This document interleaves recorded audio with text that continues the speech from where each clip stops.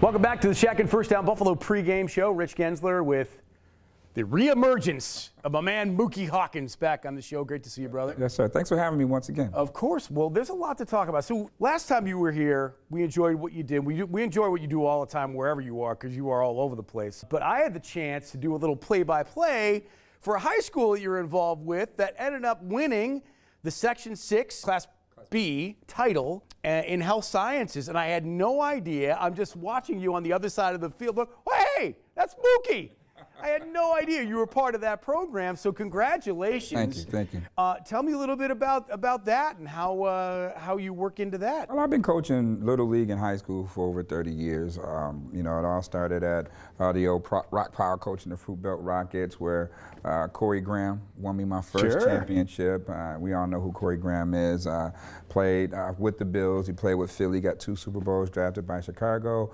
I coached Steve Means on those Little League teams as well. So we coached a handful of those guys. I coached at Riverside, and as of late, I've been at Health Science for the past 4 years. We were in A last year, but A was a little bit tough for us, so they blessed us with putting us back down in B. And the past 4 or 5 years, we've been pretty dominant in that class. So, yeah, the guys play quite well, but job is not done. We got FiOS regionals at Will South this Saturday. And who are you guys playing? We're playing Monroe. Now, Monroe was a pesky team. They only gave up 6 points week 1.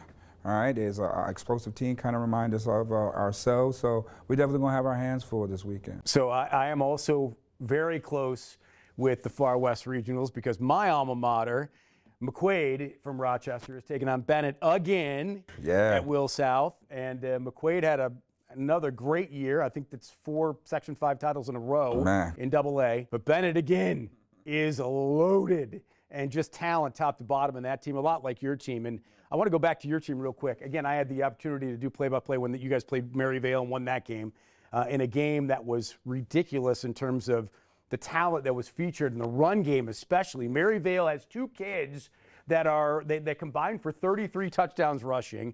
You guys held them to none, which is really impressive. But their kid Hill he's got Division I written all over him. 6'1", 220-pound sophomore, I think, right? Incredible talent. Then on the other side of the ball, you got a little kid named Antoine Caesar who's pretty darn good at running back. And then Montrese Webster, again, another guy who has Division I written all over him as well. He's a monster. Mr. Power 5. So you teach, you coach, you also do a radio show, you cover the Bills. Talk about that part of your makeup. I mean, like I said, you're everywhere, man.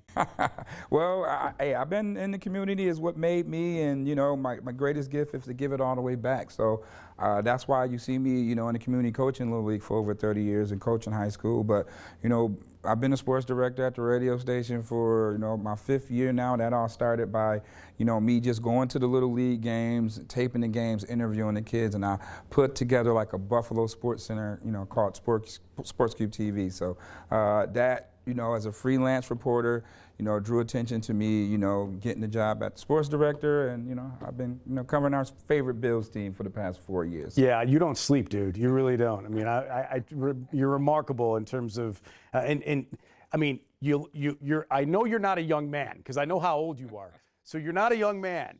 I know we all think we're younger than we are, and that's fine. That's all good. But obviously, we're going to talk a lot about the Bills. And very quickly, before we go into our segment when we get all the Mafia around the round table here, let me ask you, because you were at the game on Monday night, what do you make, first of all, not necessarily of the game, but of course the news that came out on Tuesday after the brutal loss and the way it happened with the Ken Dorsey firing? What do you make of that?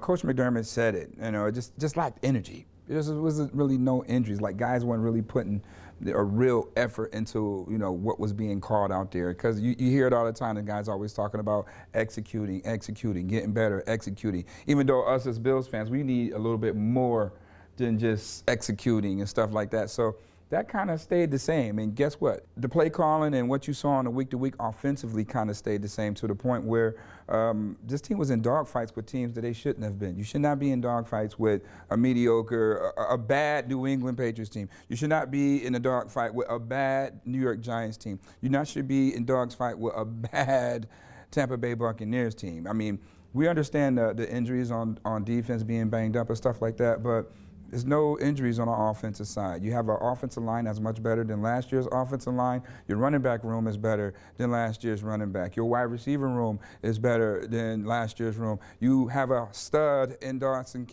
Kincaid as your top pick. So this offense overall is better. Josh Allen, his numbers are better, but you're not scoring any points. You're not scheming things up. So the inexperience of the offensive coordinator showed, and that's why the news came out today that it wasn't surprising to you. It wasn't surprising. And I know, look, the fan base was calling for it for the last probably 6 to 7 weeks because of the lack of offensive output. But I will say this, and let's be honest, the game is won if it's not for that last 12 men on the field play, which is completely it's inexcusable. It's absolutely inexcusable. To your point, Muki, and I'm going to talk about this later in the show, but they had no time to get somebody out there to count. Because when they did count, if they did count, there's no time to get that 12th man off the field. The flag is still getting thrown, right? And I maintain, look, in that game on Monday night, I thought the play call on Josh's touchdown run was brilliant and gorgeous. I thought the play call on the Kincaid touchdown was brilliant and gorgeous. He was wide open. I thought the run game, when Cook got put back in the game, was excellent. There were a lot of things that were good. And Ken Dorsey didn't drop balls, didn't fumble, and didn't throw picks. So in his defense, at least for another week, I think maybe this is the wrong time to do it. I don't know. I think you cannot go into this Jets game with that same look, you know, and you just lost to a team that a month ago got 70 points put up on against a team that you beat just about by 30 points.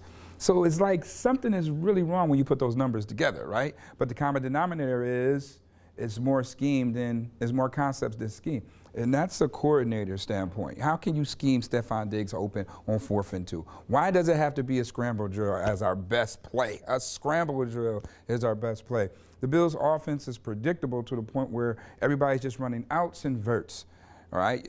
Again, we was talking about this before the show, right? Dalton Kincaid, tight end post occupied the middle of the field, right? How many outs did he catch yesterday? You know, they went over the middle the first time. Gabe Davis couldn't believe it. He dropped the ball.